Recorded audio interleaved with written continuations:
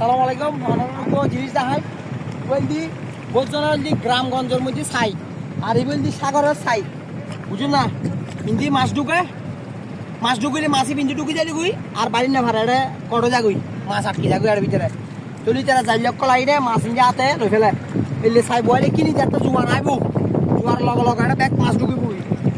আর phone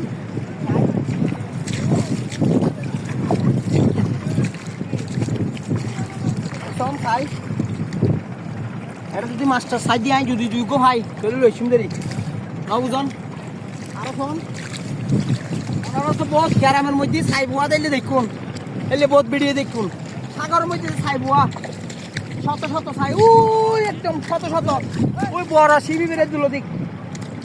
এসো দেখ ছাই এটা একটা পানি আইব একটা জোয়ার হয়ে যাবি জোয়ার যাত্রা হয়ে যাবি একটা মাছ ঢুকিব মাছ ঢুকিলি মনে করেন তার